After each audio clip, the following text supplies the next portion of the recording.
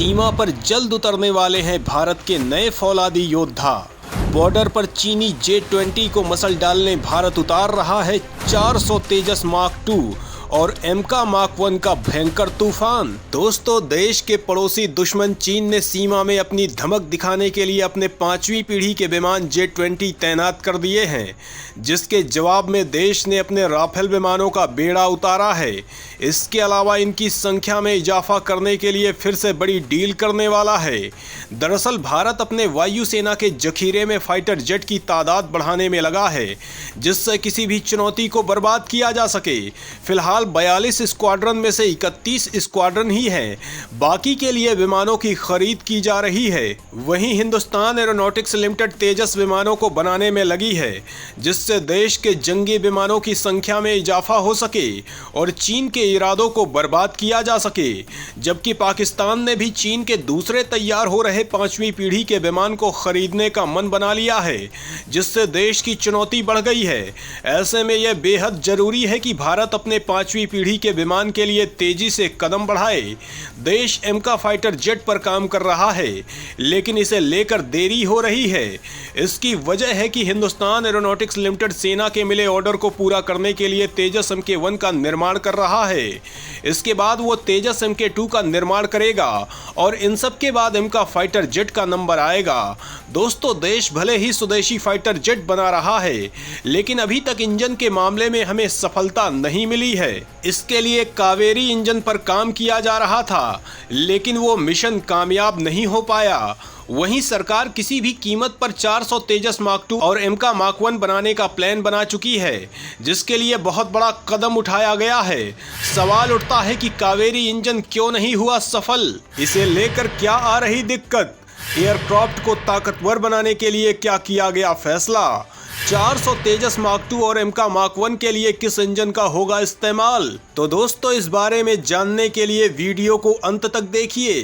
स्वदेशी इंजन बनाने के लिए देश ने कसी थी कमर। 382 करोड़ का बजट खर्च किए, हुए तमाम परीक्षण। 13 सालों की देरी के बाद भी नहीं मिली हमें सफलता। दोस्तों, सरकार जल्द ही 400 तेजस मार्क 2 और एमका मार्क 1 बनाएगी, जिसके लिए बड़ी डील के बारे में हम आपको बताएंगे। लेकिन इससे पहले आपको ये जानना बेहद जरूरी है कि आखिर कावेरी इंजन पर हमारा मिशन फेल कैसे हुआ। तो दोस्तों, देश ने बहुत पहले ही अपने लिए स्वदेशी फाइटर जेट बनाने का फैसला किया था। लड़ाकू विमान HF-24 मारुत को बनाने का फैसला किया गया, जिसके लिए इंजन की दिक्कत सामने आ रही थी और इस बारे में कदम उठाने का फैसला किया गया।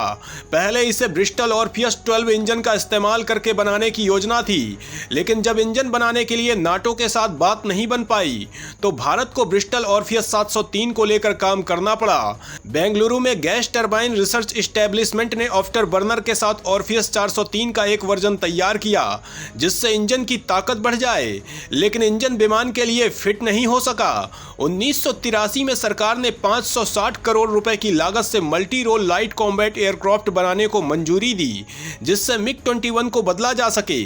उस वक्त दुनिया में कहीं भी पूरी तरह से दमदार इंजन उपलब्ध नहीं था और रोल्स रॉयस RB 1989 और जनरल इलेक्ट्रिक F404 से F2J ही इंजन की जरूरतों को पूरा करते थे। वहीं 1982 से GTRE स्वदेशी GTX 37 इंजन पर काम कर रहा था और फिर इसे LCA पर इस्तेमाल करना था। 4 साल बाद aeronautical development agency Hindustan aeronautics limited और GTRI ने GTX 37 पर स्टडी की और दिसंबर 1986 में GTRE ने LCA के लिए स्वदेशी कावेरी इंजन बनाने का प्रस्ताव रखा, जिसके बेस पर सरकार ने मार्च 1989 में 382.86 करोड़ रुपए की परियोजना को मंजूरी दी थी।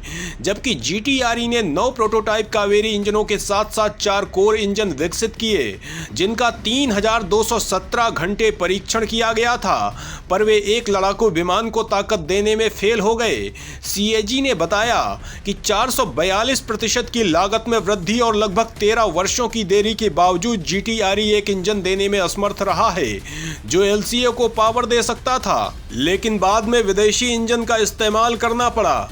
एडवांस लाइट हेलीकॉप्टर एक भारतीय डिजाइन और भारतीय निर्मित हेलीकॉप्टर होना था, लेकिन हेलीकॉप्टर में इस्तेमाल किए जाने वाला पावर इंजन फ्रांसीसी फर्म टर्बोमका के साथ मिलकर डिजाइन किया गया था। अब कावेरी इंजन को ड्रोन जैसी तकनीकों में इस्तेमाल के लिए फिर से डिजाइन किया जा रहा है। हालांकि कावेरी इंजन पर काम करने की वजह से तमाम तकनीकियां हासिल करने में मदद मिली है, लेकिन मुख्य लक्ष्य तक पहुंचने में हम नाकाम रहे हैं।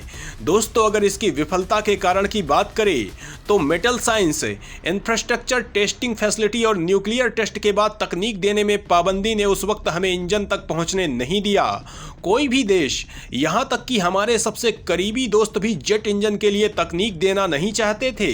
जबकि CAG की रिपोर्ट के मुताबिक भारत की जेट इंजन की तलाश में इस क्षेत्र में माहिर वैज्ञानिकों की कमी का भी सामना करना पड़ा था। प्रोजेक्ट को मंजूरी के समय में जितने मैन पावर को मंजूरी दी गई थी, GTRE को लक्ष्य तक पहुंचने के लिए उसे लगभग दोगुना करना पड़ा था। दोस्तों, उसके बाद भी तमाम संस्थाओं में जरूरी मैन पावर बढ़ाने की दिशा में काम नहीं किया जा रहा है। लेकिन इस वक्त हमें 5वीं पीढ़ी के विमानों की सख्त जरूरत है, जिसके लिए केंद्र सरकार एक्शन में है और अमेरिका के साथ इंजन को लेकर बहुत बड़ा अपडेट आया है। सवाल उठता है कि इंजन को लेकर क्या अपडेट आया है, इससे स्वदेशी विमानों को कितनी मिलेगी ताकत, किस कंपनी से होगा करार। तो दोस्तों, इस बारे में जानने के लिए वीडियो को आगे देखिए। भारत और अमेरिका के बीच होने वाली है इतिहास की सबसे बड़ी डील। खुद बनाएगा 5वीं पीढ़ी के फाइटर जेट के अमेरिकी F414 इंजन, तैयार करेगा 400 तेजस मार्क 2 और 5th जनरेशन M का फाइटर जेट।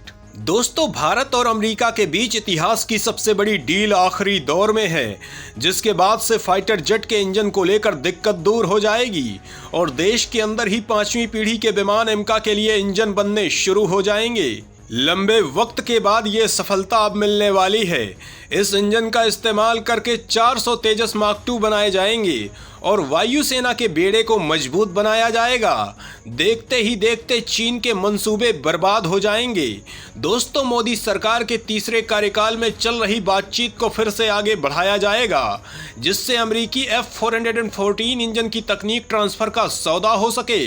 इससे हथियारों के मामले में आत्मनिर्भरता के प्रयासों को मजबूती मिलेगी। दोस्तों, अमेरिका, रूस, ब्रिटेन और फ्रांस जैसे कुछ ही देशों ने लड़ाकू विमानों में इस तरह के इंजन के इस्तेमाल में महारत हासिल की है। भारत हमेशा क्रायोजेनिक रॉकेट इंजन सहित कई तकनीकियों में आत्मनिर्भरता पर जोर देता आया है, लेकिन अभी तक देश के फाइटर जेट में इस तरह के इंजन लगाए नहीं जा सके हैं। इस डील के बाद भारत की जनरल इलेक्ट्रिक HAL में सिंगल क्रिस्टल टरबाइन ब्लेड का निर्माण शुरू हो जाएगा। वहीं दहन के लिए लेजर ड्रिलिंग, पाउडर मेटलर्जी विज्ञान की मशीनिंग और कई जरूरी काम भारत में ही होंगे।